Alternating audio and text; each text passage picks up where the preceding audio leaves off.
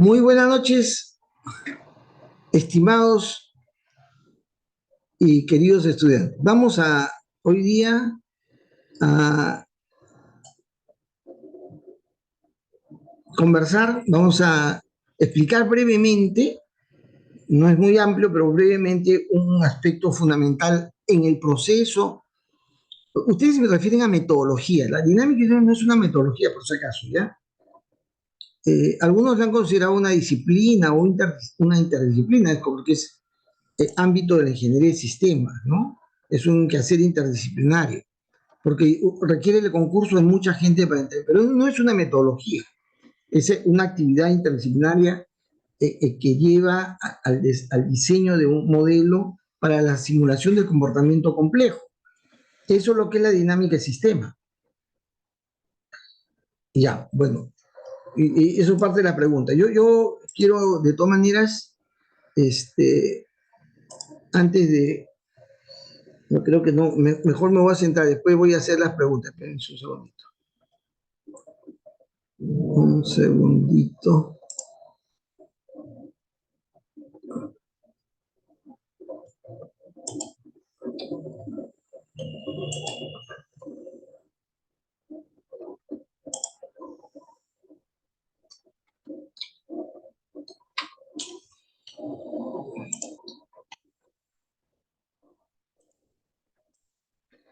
Tenía que hacer una serie de preguntas, pero lo vamos a dejar para la próxima clase, ¿ya?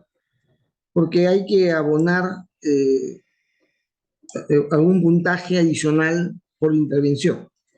Muy bien. Decía, la dinámica del sistema no es una metodología. No refiere a la dinámica como metodología. La metodología que se utiliza para el desarrollo de modelos y de formulación de un problema complejo que usamos en ingeniería de sistemas se llama análisis de sistemas. O sea, la metodología que se usa para el desarrollo de modelos se llama análisis de sistemas. ¿Está bien? Entonces, si hay alguna duda, me preguntan, ¿eh? Pero yo hago esa aclaración para que no vuelvan a decir algo que no es.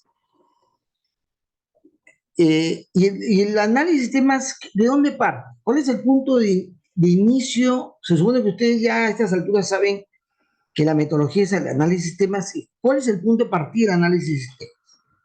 A ver, Fabián, ¿cuál es el punto de partida del análisis de sistemas? El análisis de sistemas ¿De dónde parte? podría primero estudiar el caso, es decir, los sistemas que hay dentro y cómo se relacionan. No. A ver, François, ¿tienes una idea? ¿Recuerdas dónde debe partirse cuando se hace análisis de sistemas? Ah, Se debe entender primero el problema desordenado y luego pasar a organizarlo para entenderlo mejor. Ya, digamos, no está certero, pero está cerca. ¿Cómo se dice? Tibio, tibio, tibio. ¿De dónde se parte?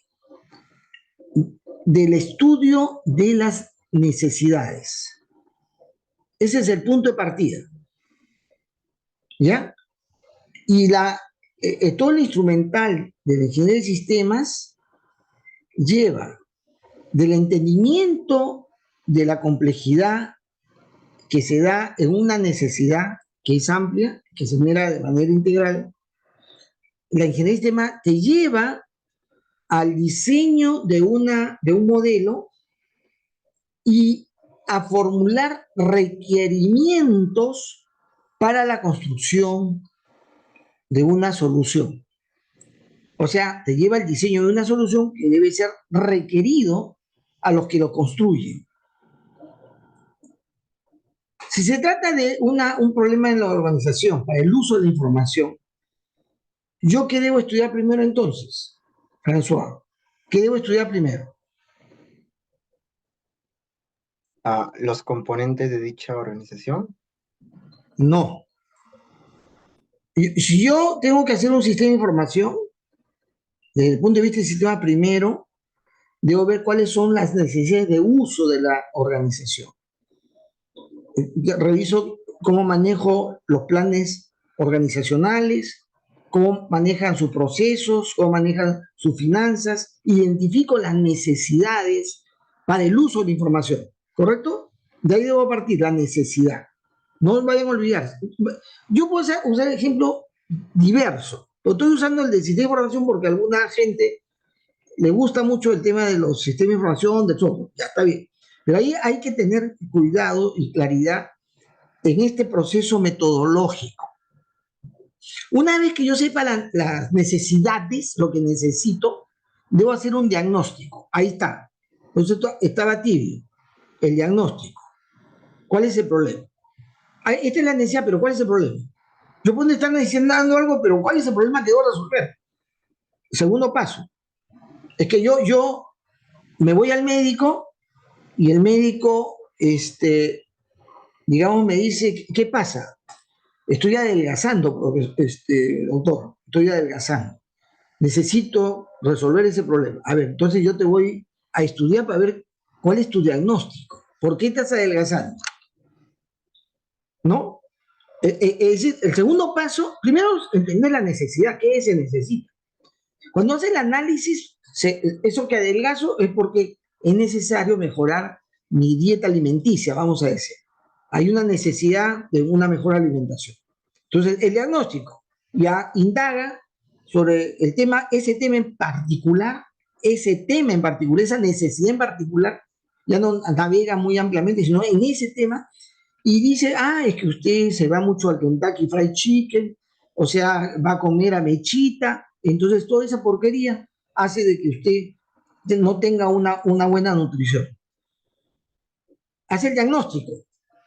Y luego dice, yo le voy a formular una solución. Y hace un diseño.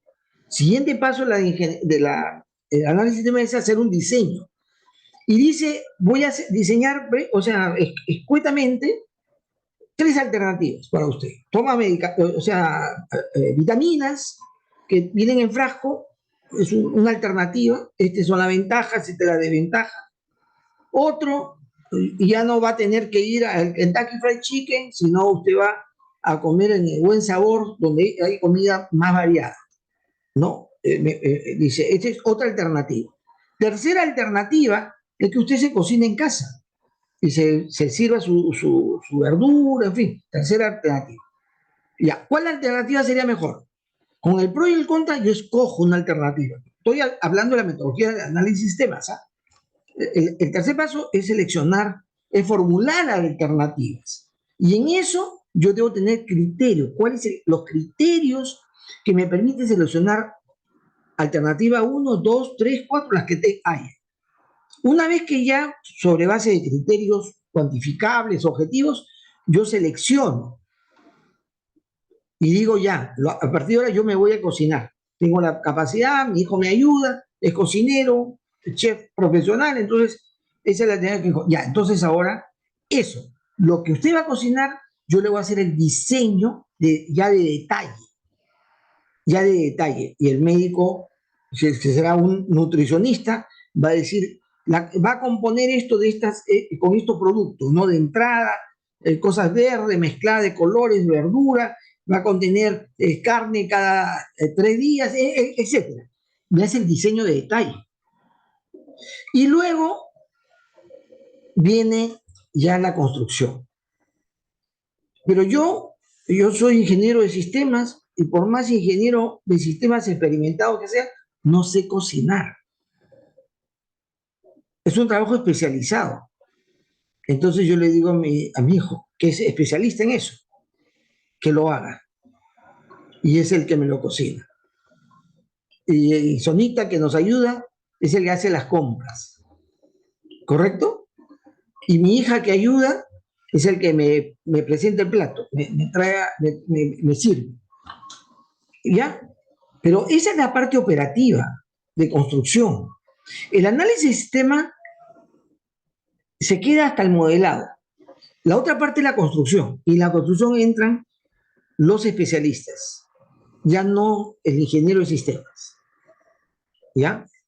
El ingeniero de sistemas luego entra a tallar cuando ya el diseño, la construcción, perdón, de la solución se lleva adelante para darle seguimiento, evaluar resultados, etc. Entonces voy a volver a repetir. La metodología de sistemas,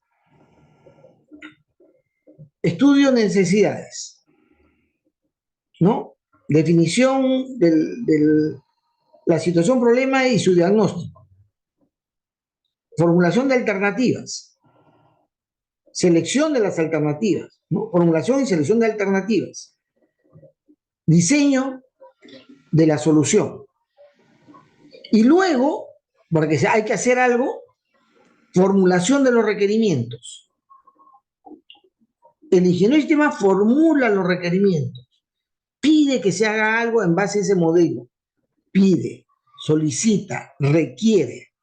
Nosotros no hacemos análisis de requerimiento. El que va a hacer el análisis de requerimiento es el que construye. En este caso, el ingeniero de software. Porque yo voy a hacer el modelo de negocio y voy a terminar diciendo hay que hacer esto, este es el diseño, y ahora te voy a formular un requerimiento de ingeniero de software. Vas a hacer un software que haga esto, de acuerdo a este modelo de negocio. Entonces, el ingeniero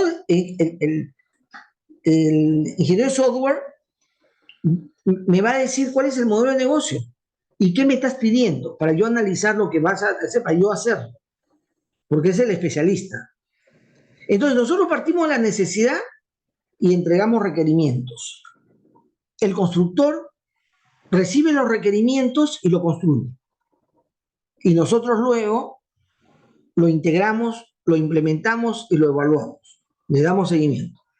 ¿Está bien? ¿Está claro el enfoque del análisis de sistemas? No se olviden, la dinámica de sistema está dentro del marco de desarrollo metodológico de lo que se llama análisis de sistemas.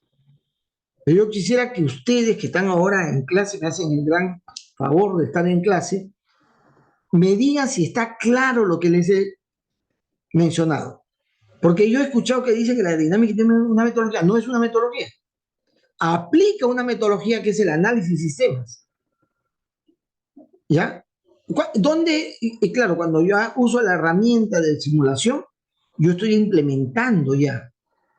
Pero no, yo puedo pedir a alguien, a un tercero que lo haga, que agarre la estela, ponga los datos, yo he hecho el modelo, los datos están estos, todo el Forrester, el causal, ya lo he formulado, alguien, córreme la aplicación, ¿no? Usa la estela. Eso lo hace un implementador, un técnico. Eso no es el meollo de la dinámica de sistemas. No es, el meollo de la dinámica es entender el problema complejo y darle conceptualización, conceptualizarlo, hacer el modelo. Esa es la chamba de la ingeniería de sistemas. Correr el estela no es un problema de ingeniería de sistemas, es de un técnico. Pero claro, no es una, para algunos podrá ser una cosa maravillosa, para nosotros solamente es un instrumento. Para el ingeniero de sistemas, usar el paquete de software es un instrumento, es el instrumento. Y lo sabemos utilizar, ¿no? Es que además está hecho, gracias a Forrester, en una constitución intuitiva. Utilizar, aprender, ese software es intuitivo. Así cuando ustedes han escuchado que la gente que desarrolla software, ¿qué es lo que hace? ¿Qué es lo que hace principalmente? ¿Cuál es el corazón, el core central del que hace software, estimado Marcos? ¿Qué cosa es el core? ¿Cuál es lo central? ¿Cuál es lo más importante del conocimiento de alguien que hace software? El diseño, los casos de uso. No, él recibe el caso de uso. Él tiene que hacer, no, él recibe el caso de uso de negocio, pero él desarrolla un caso de uso de sistemas de información, ¿no? Un caso de uso tecnológico, digamos. Está bien, pero ¿cuál es el conocimiento más importante que debe tener el que hace software? ¿Quién sabe? ¿Quién sabe? A ver, Mateo, ¿qué quieres tú? Yo supongo que Yo supongo que más que nada aplicará su conocimiento de crear, su mismo nombre dice, softwares, programas.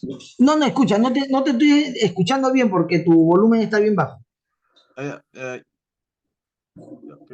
Yo supongo, profesor, que como su mismo nombre dice, el core de los ingenieros de software es crear software, programas y todo eso, en base a los requerimientos que le piden.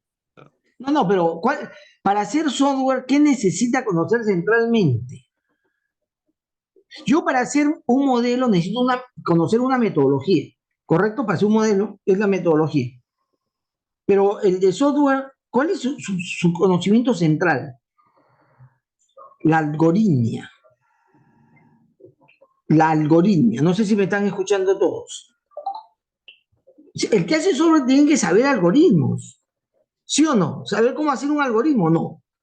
¿No han escuchado los discursos de los expositores, los bacanes de la ciencia de la computación? La algoritmia es la última chupada del mango. Si no saben algoritmos, no saben nada, pues no. También tienen que saber el lenguaje de programación y arquitectura de software. La arquitectura tiene que también conocimiento, pero el central es algoritmia. ¿Estamos claros? Pero todas digamos, la construcción algorítmica se basa básicamente en 3 o 4 modelos, ¿no? El modelo secuencial, el modelo de bifurcación, el de repetición o de bucle, y hay otro más, digamos, son 4, digamos, prototipos que utiliza el cliente. Claro que es necesario utilizar de todas maneras la racionalidad, el pensamiento para ver cómo lo utilizas frente a un requerimiento que haces, ¿no? Muy bien, pero el ingeniero de sistemas no. Si bien sabe algoritmia para resolver problemas complejos. Aplica el algoritmia no para construir un software, sino para enfrentar una complejidad. Si esto sucede, ¿qué se hace? Y si se cumple esta condición, pero no está dentro de ese ámbito, se hace esta cosa. Esos son los principios del algoritmo. Cuando ya ustedes, por mala suerte, vuelvan a caer en mis manos en ingeniería empresarial, yo les voy a enseñar cómo se sostienen las consideraciones algorítmicas principales. Ya, pero bueno, no. Entonces, ya, quise aclarar eso en virtud de las expresiones que hagan ahí. ¿Qué debemos considerar? Bueno, vamos a pasar por la composición temática que tengo, ¿no? Para poder llegar al tema de modelos causales. Los conceptos generales de la dinámica digital. La dinámica digital está basada en el concepto general de los sistemas. Y un concepto general de los sistemas es que los sistemas existen como parte de un sistema.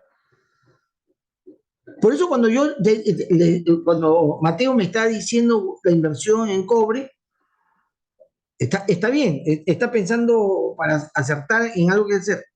Yo le digo, cuidado, que el sistema que tiene que ver con la explotación, producción de cobre, está asociado también a actividades no necesariamente en el campo del cobre, porque pertenece a un sistema mayor.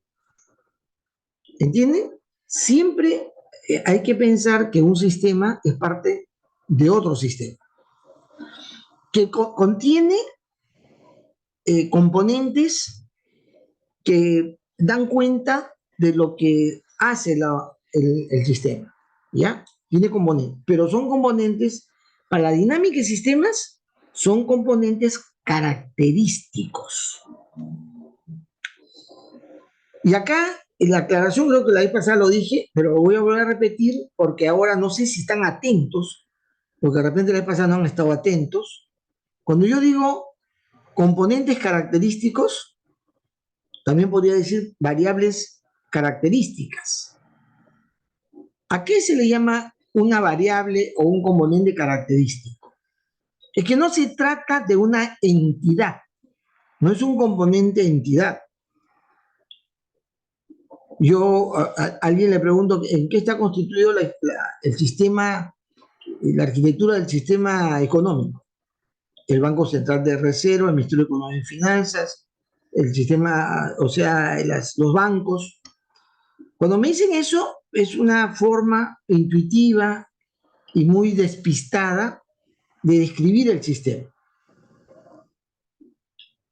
Los sistemas se describen por sus características. Tu sistema familiar, ¿por qué está compuesto? Entonces, el que no sabe va a decir papá, mamá, hijos, mascota y en fin, la abuela. Va a decir eso, ¿ya? Pero el que sabe de sistemas, especialmente dinámica de sistemas, va a utilizar otra composición, son las características. ¿Qué compone el sistema familiar? Cantidad de hijos, cantidad de hijos. Ingreso económico, características, ¿ah? Nivel educativo mayor, características, no los entes, no las entidades. En la economía igual, no es el Ministerio de Economía, sino es el Producto Bruto Interno, es la cantidad circulante, es la inflación, son las características del fenómeno. ¿Está claro eso? O sea, cuando yo abordo un sistema, debemos considerar que los sistemas son parte de un sistema mayor. Además, sus componentes son componentes característicos, son características del fenómeno que interaccionan entre sí, en forma directa o en forma indirecta. Cuando alguien me dice la inversión, más migración, aguanta. Entonces, ¿qué proporción hay entre una cantidad de millones de dólares que se invierte con la migración? No es así. Es que yo más invierto, al invertir, ¿yo qué es lo que tengo?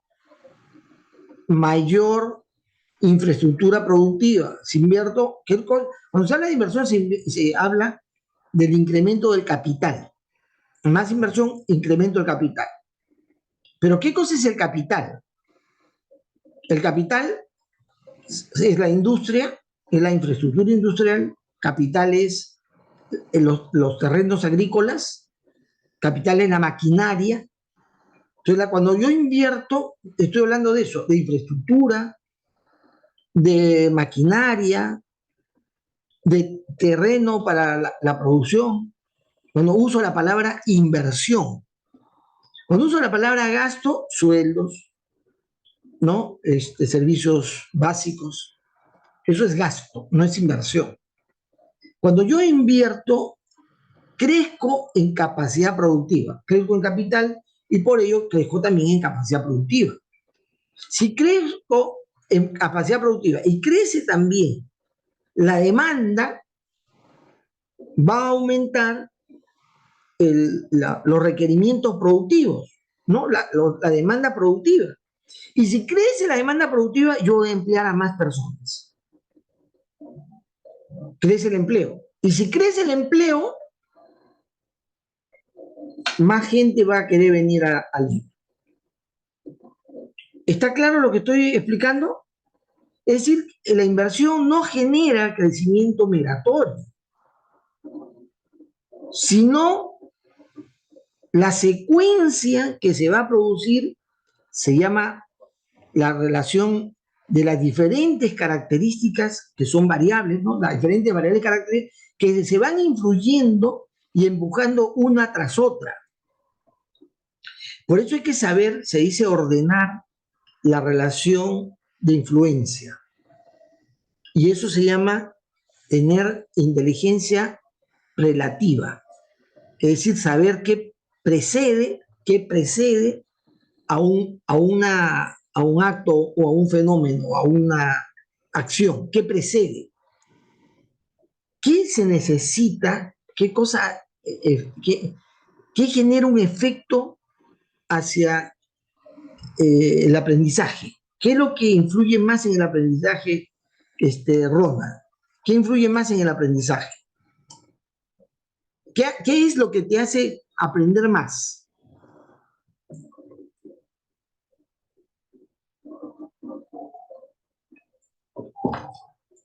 ¿No sabes? Está pensando. A ver, Fabián.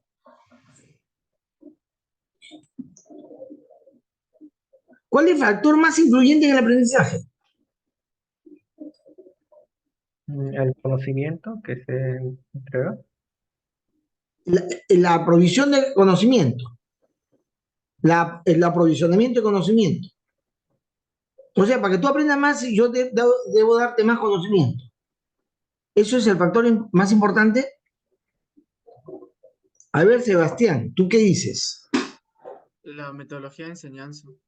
O La metodología. El factor más importante del conocimiento es la motivación, las ganas de aprender. Tú puedes tener toda la metodología del mundo, pero si no tienes ganas, te vas al cacho, no aprendes nada. ¿Está bien? Pero que no porque tienes más ganas de aprender, más motivación para aprender, aprendes más. ¿Sí o no? Si tienes ganas de aprender, lo que vas a hacer es separar tu tiempo. ¿No? Al separar más tiempo, vas a disponer de ese tiempo para dedicarlo al estudio. ¿No? Separas tu tiempo. Si te separas más tiempo y eso te permite dedicar más tiempo al estudio, que es otra cosa. Una cosa es separar el tiempo y otra cosa es dedicarle al estudio.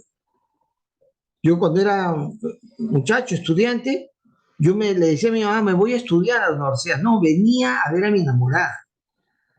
Separaba mi tiempo, pero no estudiaba. ¿Cuánto era el tiempo efectivo de estudio? A más tiempo efectivo de estudio, ¿qué se hace? Yo aprendo más.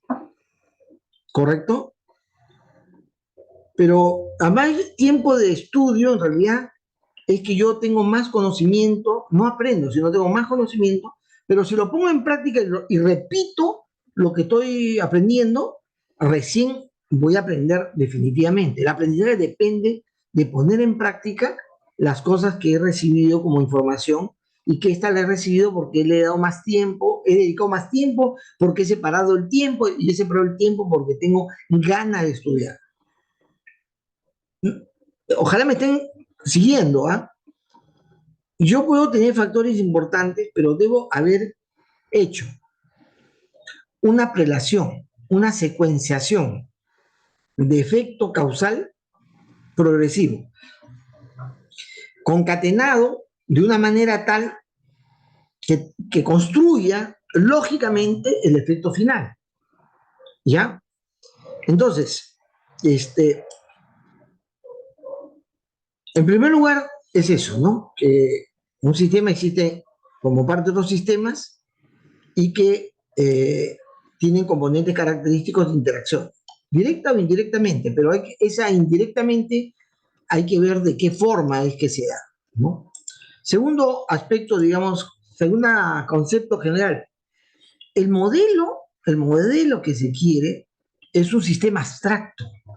Depende de mi capacidad de abstracción, de entendimiento de la realidad que yo quiero modelar, en el que las relaciones que uno encuentra de esos factores característicos están constatadas, es decir, hay fuente de entendimiento que puede dar cuenta de que es correcto lo que está haciendo. Se encuentran constatadas y correctamente relacionadas. Y esto se hace a través de gente especializada o de expertos. Son dos fuentes distintas, el especialista y el experto. ¿Cuál es la diferencia entre un especialista y un experto, Mateo?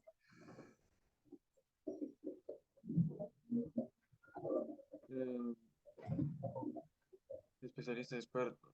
Bueno, profesora. No te escucho nada. Estás moviendo los labios, pero no te escucho nada.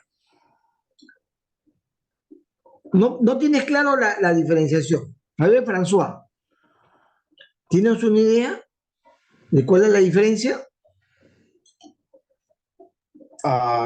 Según yo tengo entendido, el especialista se enfoca en un área particular de estudio, en cambio el experto es alguien que ha alcanzado un nivel en base a experiencia y habilidades que adquiere. Correcto. Muy bien, esa es la idea. Yo me especializo, me centro en el conocimiento de algo, ese es el especialista. Tenga o no experiencia. Por eso el expositor de ciencia de la computación que se jacta de muchas cosas, sí es un especialista, que cabe duda, pero es un pito experimentado, es decir, experto no es, ¿no? Yo tengo una anécdota ahí de esta diferencia, porque una vez cuando era muchacho, bien joven, mi hijo, mi esposa me dice, Daniel, ¿has hablado con Isa sobre este tema que los hombres tienen que hablar? Me dice, ¿qué? Tienes que hablar con él sobre, bueno, ya él está creciendo, ya es adolescente, tienes que hablarle sobre las cosas esto que los hombres deben conversar, me dice, ¿no? Porque ella era así pues de tímida. ¿Qué sobre sexo? Le digo. Claro, me dice, ya tienes que abordar. Entonces un día le encuentro a mi hijo, le digo, Isa, quiero conversar contigo. No, hoy día no puedo, papá, el fin de semana. Ya, bueno, el fin de semana ya, vemos. Ya, y entonces el fin de semana lo veo y le digo, hijo, hemos quedado en conversar ahora. Papá, pero ¿de qué quieres conversar? Bueno, cosas de varones, vamos afuera para que no nos escuchen. Y me dice, así saliendo, ¿no? Dice, ¿de qué quieres hablar, papá? ¿De sexo? Entonces me cuadró, me agarró frío, sabía de qué lo quería yo hablar con él. ¿De qué quieres hablar? ¿De sexo de qué? ¿De qué? ¿De las poses? ¿Del control? ¿De la natalidad? O sea, yo quedé helado. ¿Y de qué sabes tú de eso? Y me cuenta de los preservativos chinos, los que vienen de, ¿cómo se llama?, de los Países Bajos, que son espectaculares, que tienen cositas ahí que generan sensaciones distintas, de colores, sabor. Me da cuenta de un conocimiento vasto, ¿eh? Vasto, de las poses. Y yo estaba horrorizado. Acuérdate que yo soy tío, pues, ¿no? De tiempo antiguo, o sea, que mi hijo en la adolescencia me venga a hacer esa narrativa, y yo no tenía palabras. Y me dice, ¿qué más quieres saber? Así me dice todavía, cuando yo era el que tenía que abordar. Mire, hijito, no, estoy cayendo en cuenta que eres realmente un especialista en el tema. Estoy a punto de considerar alguna idea, que me alcances alguna idea de tu vasto conocimiento. Pero debes saber esto, que tú eres especialista en el tema, pero yo soy el experto. Pucha, lo agarré, ¿no? Y tú eres la demostración, la muestra de esa experiencia. Bueno, ahora que estamos hablando de expertos, me hace acordar ese episodio, es una anécdota real. Experto es el que ha hecho las cosas, no solamente las sabe. Entonces, cuando yo hago un modelo, establezco una relación, consulto al especialista porque he estudiado, tiene conocimiento, estudió, entonces yo mire, lo que se aprovecha con un especialista es su esquema mental. Te da conocimiento, te comparte conocimiento, pero tú lo que debes hacer, tratar de sacarle, es cuál es su modelo mental, su esquema de entendimiento. Eso es lo que le tienes que extraer. Más allá de la información misma, es cómo ha articulado él sus ideas, porque como es un especialista, se ha preocupado en ordenar, ¿no?, sistematizar. Entonces, ese valor no lo obtiene fácilmente. Por eso va a ser especialista con mucha humildad, por más que hayas leído previamente, haces de esa información. Y cuando ya tienes el modelo hecho, ya lo estás trabajando, lo consultas especialista varias veces, ya, ahí te vas con el experto. El experto es el que ha vivido, ha sentido el tema, ha metido mano al tema y ha fallado, a veces ha tenido éxito, a veces no, a media caña, en fin. El experto es ese, el que ha tenido en la práctica algo que ha hecho realmente. Y a él no les traes un esquema mental.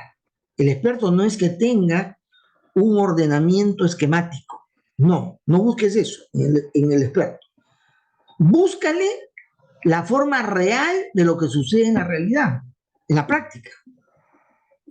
Porque el especialista puede saber mucho, pero el experto ajusta ese conocimiento a la realidad, a lo que realmente sucede. Y entonces, de él no busques un orden, un esquema, una lógica, no. Solo que sucede en la realidad. Yo hice un modelo para el desarrollo del programa de desarrollo migratorio, o sea, para la famosa proyecto Principal Cazú en el Perú. Yo participé de ese proyecto para la colonización de la zona de selva, hace muchos años, cuando yo era estudiante. O sea, la selva, Belaúnde Terry hizo un plan de colonización y desarrolló todo un tema. Entonces, tuvimos que hacer un estudio. Y justamente uno de los estudios fue el tema poblacional, migratorio poblacional. ¿Sabes cuánto? Cuando yo tenía, pues, ¿cuántos años? 18 años, era 18, 19 años. Y hice el estudio.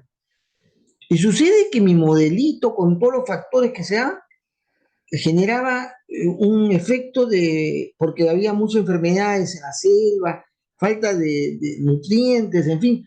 Y mi modelo, cuando yo lo corría, mi modelo llevaba a la población a su extinción. En máximo 3, 4 años, ya la población se extinguía, incluso con nosotros, con los que habíamos ido a estudiar. O sea, todos se morían en mi modelo. Y yo, ya que revisé el modelo, ya había consultado gente especializada. Entonces, volviendo a Lima, luego de una estadía en la selva, con la gente que estaba trabajando este modelamiento, me fui pues al centro de estudios, se llama Tropicales, de Cayetano Heredia, ¿no? Ahora Cayetano, pero ahí había un centro de estudios tropicales para estudiar el fenómeno poblacional y los fenómenos naturales en la selva. Y me encontré con un experto extraordinario que había venido a la selva, había estudiado muchos años, trabajó ahí, y le dije, mire, este es el modelo. Le expliqué, me dio tiempo, pucha, que por la gracia de Dios esa gente bien ocupada, pero se interesó cuando yo le hablé que estaba modelando, que era de la uni, en fin, dijo, ya está bien, entonces explícame. Cuando yo le empecé a explicar, incluso que le dije que había viajado, que había estado en la selva, o sea, me atendió. Y entonces me dijo, lo que pasa es que tú no sabes. No, sí, no sabía, pues no sabía, había estudiado mucho, había estudiado, porque yo soy un buen estudiante. A tal punto que he viajado, viajé pues a la selva. Bueno, el asunto es de que me dice, lo que tú no sabes es que cuando la enfermedad más incidente en la selva es la tisis y la tuberculosis. Es decir, la gente por la falta de nutrición y los efectos de los insectos y las enfermedades tropicales que están ahí, la gente tiene una debilidad central y le da la tuberculosis. La tuberculosis es la enfermedad más incidente en esa zona de la selva que ustedes están yendo. Así que vacúnate, en fin, me dijo, cuídate, ¿no? Pero tienes que saber esto, que cuando alguien sufre de tuberculosis, la tuberculosis misma y su medicamento, el medicamento contra la tuberculosis, tiene un efecto colateral. O sea, tanto la tuberculosis como la medicina de la tuberculosis tiene efecto colateral en los seres humanos. Exacerbación sexual. O sea, el que está dañado el pulmón y ya no jala, curiosamente está erecto. O sea, tiene una exacerbación sexual. Por este tema de la naturaleza de los seres vivos, que cuando se están muriendo, reproducen más rápido. Tratan de reproducir, porque se extingue con una respuesta natural frente al tema de la tuberculosis. Se produce esta exacerbación. Y ese factor tú no lo has considerado en tu modelo. Y entonces tuve que corregir y colocar de otra manera mi modelito. Y salió. No salió bien, por supuesto, no me voy a jamonear incorrectamente. No me salió bien. Salió, ¿no? Sirvió para algo todo el proyecto de colonización de la zona de selva, pero mi contribución fue minúscula, puntual, totalmente despreciable. Pero estuve en esa experiencia interesante, pero el experto. O sea, el especialista vincula teóricamente muy lindo, pero el experto ha visto que esa gente reproduce más, se está muriendo o reproduce más. Con un mecanismo, entonces, por lo tanto, eso jamás se hubiera puesto, porque si alguien que está enfermo de la tuberculosis se debilita. Yo pensaba que se debilitaba, no tenía ganas y que finalmente se moría de debilidad. No es así. Pregúntele, si conoce a un tuberculoso, pregúntele qué efecto tiene su medicamento y su propia enfermedad. Es bien curioso. Bueno,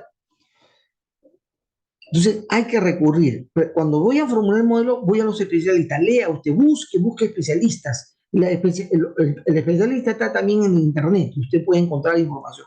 Pero ya cuando tenga el modelo, vaya a un experto. No se quede solamente. Y más cuando corre el modelo y no le está saliendo bien. El comportamiento dinámico de un sistema está determinado fundamentalmente por su estructura relacional, es decir, la relación causal, la que yo les he mencionado y dado el ejemplo, que tiene una importancia mayor, muchísimo mayor, en la evolución del sistema, ¿no? Del modelo, que la naturaleza de sus componentes. La naturaleza de los componentes tiene muy escaso valor en relación a la manera como relacionamos las variables. No se olviden de eso, porque yo miro y evalúo y califico si ustedes están relacionando bien las variables con una multiplicidad fantástica, la mayor que puedan. Eso yo lo que veo. No es que le salga el resultado porque el valor de una variableita la han puesto como para que salga el comportamiento. Ahí muere. Entonces tienen que tener cuidado porque lo que tiene más valor en un modelo dinámico es la estructura relacional, el modelo causal y la manera como se estructura el modelo Forrester finalmente. Interesa fundamentalmente el comportamiento completo. Aunque en la dinámica de sistema yo puedo decir, todas estas son las variables que intervienen, pero a mí me interesa esta variable en particular. Este factor es la que me interesa cómo se comporta. ¿Ya? Yo normalmente sucede eso. Yo estoy estudiando, usted me dice, la variable inversión. Es lo que te interesa, está bien, pero de repente la inversión es algo diminuto respecto a las capacidades productivas, a la demanda internacional, al precio. No, la inversión en sí es un resultado. De repente no es un factor determinante, sino consecuencia de una serie de factores se da. ¿Correcto? Es decir, lo que yo tengo que tratar de lograr es que el modelo completo funcione bien. A pesar que yo identifique una variable que me interese. Cuando se hace el estudio de dinámica y se llama el modelamiento en ingeniería y sistema en general, yo no sé qué voy a relevar cuando termine mi estudio. No sé qué voy a relevar. A veces el tema que estoy viendo está supeditado a factores muy lejanos, no directamente al tema que me quiero estudiar.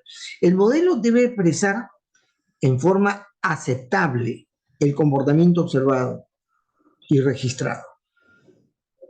O sea, el modelo debe mostrar aceptablemente, no perfectamente, no finamente, es aceptablemente el comportamiento de lo que hemos observado y lo que se ha registrado del fenómeno real. Dice, debe reproducir su trazo. Esa expresión que sale de la literatura es más o menos dibujar aproximadamente la manera como es su comportamiento. No exactamente, ojo, no, la idea, si sale exactamente los jalo. ¿Por qué? Porque me están falseando, porque bien tranca que un modelo que es una abstracción, una simplificación, reproduzca la realidad tal cual. Alguna vez me han querido sorprender, entonces yo he revisado al detalle, con mucho cuidado, el modelo y he visto que están poniéndole factores así medio fantásticos para que salga el valor tal como aparece en la realidad. Tranquilo.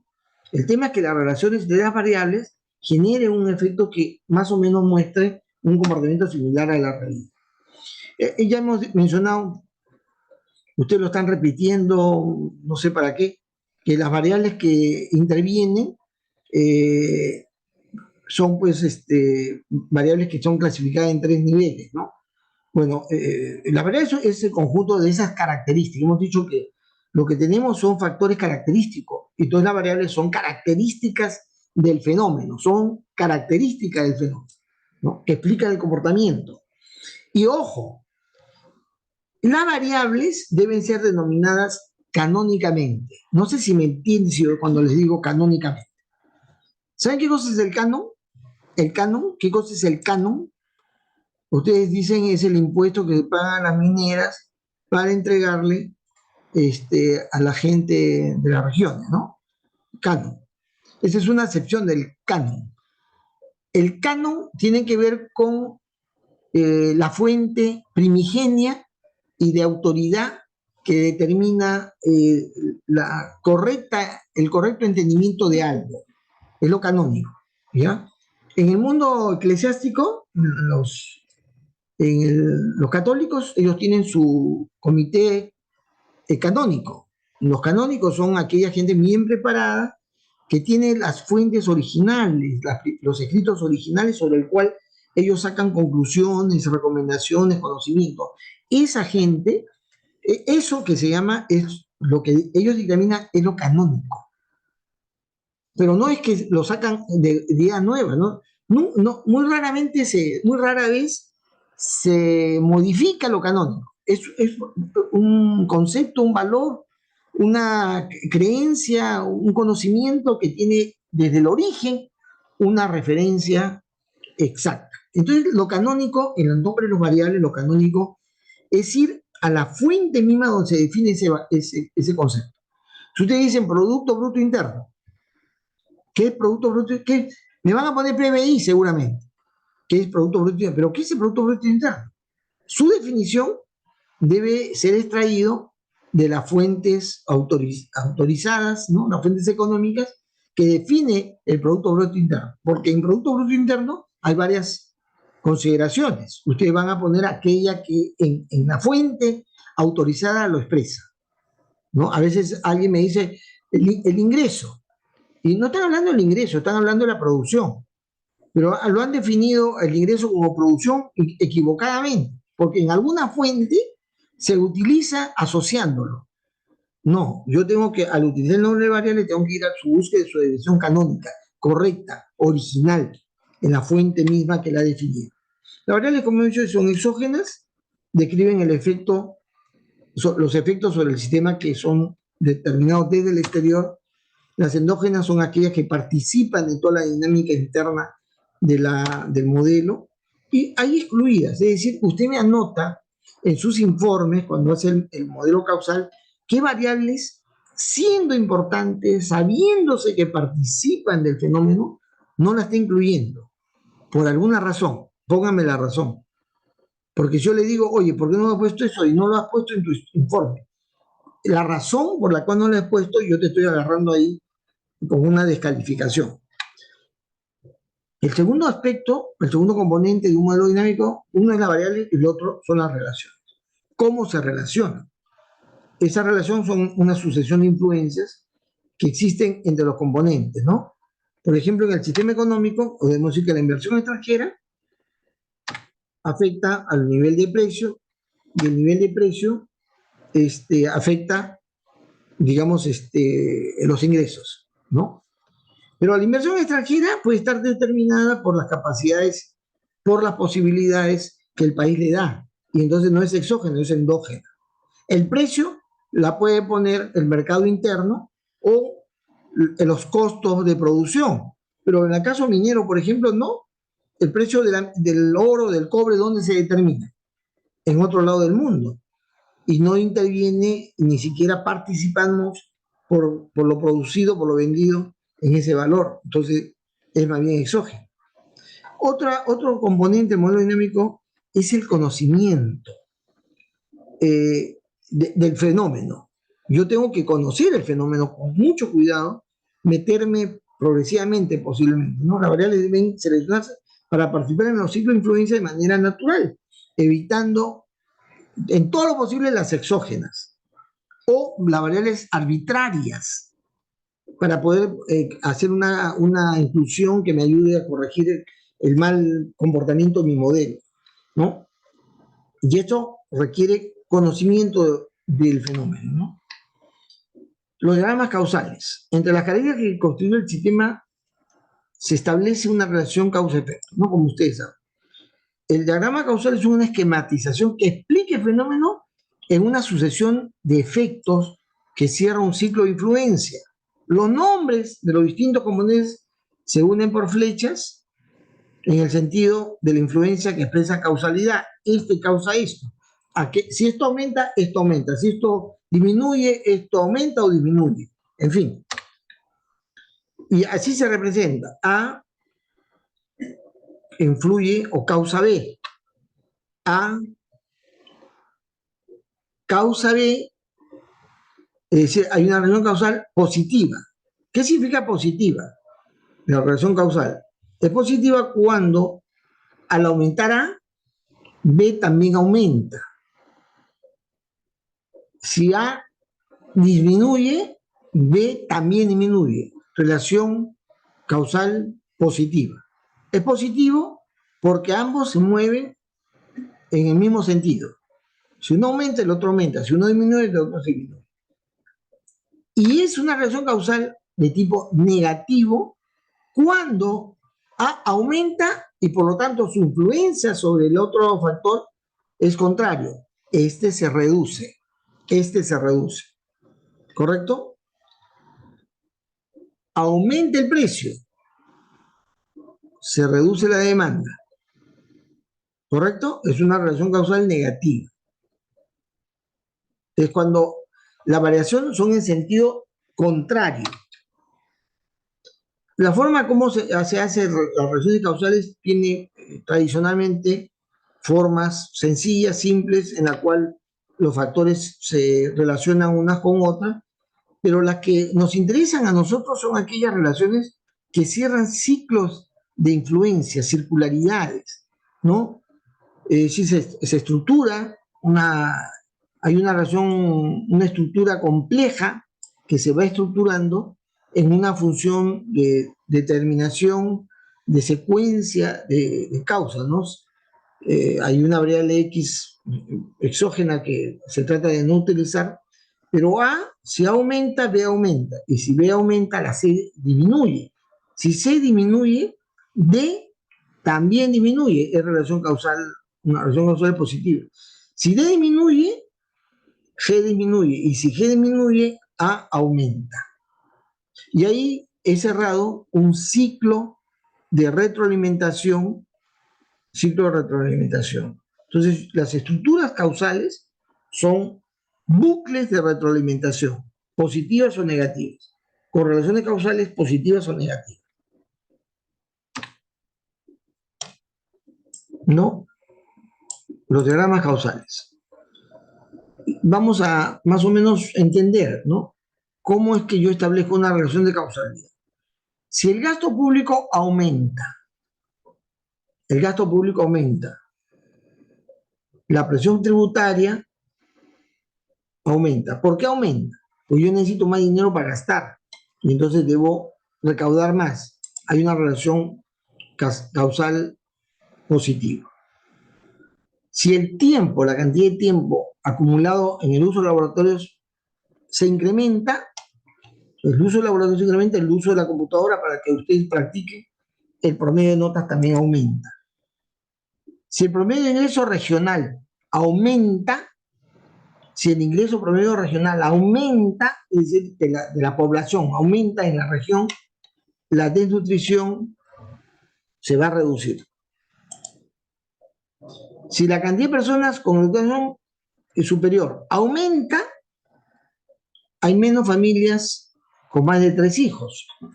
Porque cuando el nivel de vida aumenta, justamente el número de hijos en promedio se reduce. Es una cosa curiosa, cuando el nivel de vida, el nivel de estudio, de educación, es mayor, se tiene menos hijos. Cuando el nivel de educación es menor, se tiene más hijos. Eso es lo que dice esa relación. Si hay más gastos en compras, yo tengo menos saldo en cuentas, pero esa expresión no es una relación causal, simplemente es una relación matemática. Hay que tener cuidado en establecer una relación causal correcta. Yo digo, yo gasto más y por lo tanto tengo menos dinero. No, no es una relación causal, es una relación matemática, ¿no? Aritmética, de suma y resta. Si yo tengo, hay más compra de consumidores, hay más venta de proveedores. Lógicamente, pues es simplemente una correspondencia bionívoca, no es causalidad, no es causalidad. Yo puedo expresarlo como si fuera una causalidad, pero eso no debe ir en los diagramas causales. Yo consumo más carbohidratos o mi calidad de vida se reduce, ¿no? Eso, digamos, porque la calidad de vida se mide por la concentración de carbohidratos y eso se mide en triglicéridos, ¿no? Pero es una medición, es simplemente algo que se puede dar. Si yo hago más pruebas de verificación, a más pruebas de verificación, más calidad. Eso sí se da, ¿no? Muy bien, entonces ahí lo dejamos para la próxima semana, que es clase también. No sé si a estas alturas hay alguna pregunta. No hay preguntas. Jóvenes. Entonces la próxima semana tenemos clase. Sí, Marcos, dime. Disculpe, profesor. He estado conversando con algunos compañeros y, por ejemplo, la gran mayoría tenemos... ¿se me escucha bien, profesor? Más o menos. Sí te escucho. Ya, Ahorita te escucho bien. bueno, la gran mayoría tenemos, incluso yo, tenemos clases de 6 a 8, por lo que a veces toman la asistencia demasiado temprano, en lo que, por ejemplo, el tiempo que nos tarda en entrar al Zoom, abrir el dispositivo, no sé si podría dar un tiempo más amplio para el momento de tomar la lista. Ya, Marcos, está bien, no hay problema, no hay ningún problema. Voy a tomar la lista pasada media hora, ¿está bien? Está Yo bien, profesor. arranco y pasada media hora puedo hacer lista. Hazme recordar, porque ya estoy viejo. Y esto que te estoy diciendo me puedo olvidar, pero tú me haces acordar. O alguien que llegue temprano me dice, profesor, disculpe, pero usted ha dicho que va a hacer la pasada de lista a la media hora. Que alguien de los que llega temprano, no sé quién llega temprano, me hace recordar, así de siempre. ¿Ya? Estamos quedando, está bien, no hay problema, no hay ningún problema. Ya, jóvenes, gracias por estar presentes, nos encontramos la próxima semana. Muy buenas noches.